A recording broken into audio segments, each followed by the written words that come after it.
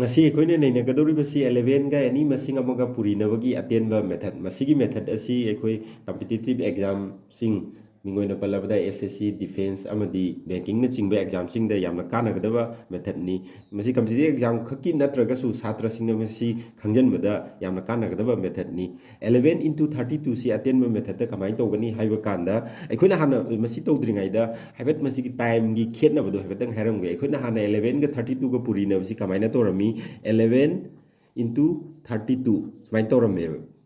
1 ga 2 ga purina ga kya tare 2 1 ga 3 ga purinaraga kya tare 3 tare 1 ga 2 ga purinaraga 2 1 ga 3 ga purinaraga 3 tare ani si amuk tinjannabane ba ani si tinjannabada kya tare 2 5 3 sidadi matam khara changba helle sina digit ani khak oibagi matam si sida yam changdaba manbe wan digit ahum mari ko ragadi matam du yamna changi adu matam yamna changdabida 11 ga ani digit amaga kamaina purina gadabano haibadugi method ni ngasi nei nagadori si masi yamna laiba method ni ekhone 11 ga purina gadori ba number du gi ahan ba number si ahan ba ibiro aroi ba number sina aroi ba ibiro 3 ga 2 ga tinjinaraga kya tai 5 tai 5 si sida iro loire 11 into 32 si kya tare 352 mathang example amung yeng si mathang 11 into 63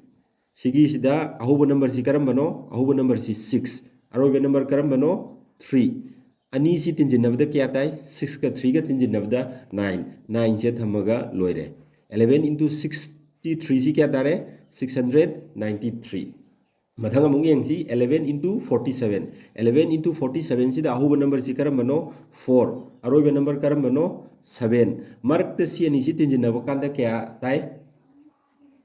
11 ताइएबा सिदा 4 ga 7 ga tinjin nabagi result si 11 tare 11 taba sida ekoi 1 khak lahogane ba sumaina aroiba number si do mi birani aduga sigi 1 lahoraga 1 sidi irani aduga sigi keno sina 1 sina somda carry chat khineba somda carry chat kharagadi 4 da 1 hapchaladi kya tare 5 tare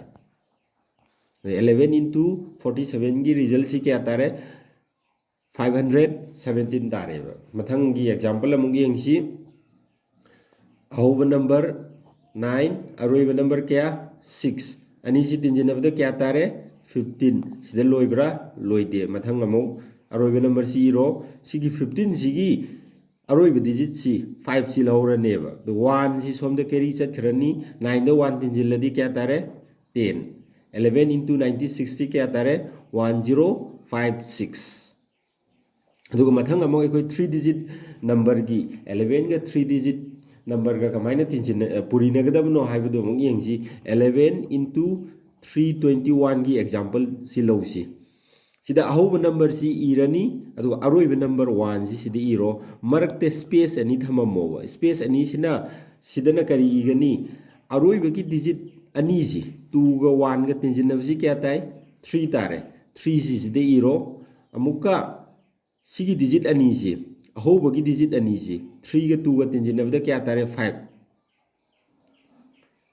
11 into 321 gi result si 3531 taganeba mathangi example amung yeng si 11 into 694 11 into 694 sida 694 sigi ahuba digit sida irani aduga aroiba digit si sida irani aduga sigi digit ani si tinjinabagi result si sigi space sida iganeba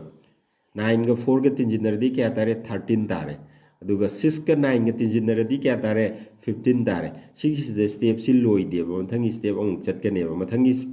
step ta chatkador marab si sigi sida digit ani phangiyeba digit ani sida thamba yadeba digit amakhak lowgadabneba digit amakhak lowbasi kamain lowgadabno haibdo ahanbada sigi 4 si sida irani ado si digit ani leiri sigi digit 3 si aroiba digit si sida iraneba somgi 1 si sida carry chatlaneba ani si tinjinaradi kya tare 16 tare